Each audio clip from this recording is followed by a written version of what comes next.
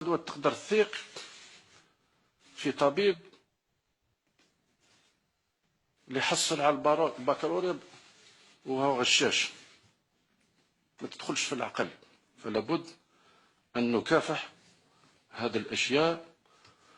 وغدا إن شاء الله السيدة وزيرة التربية وبكل ثقة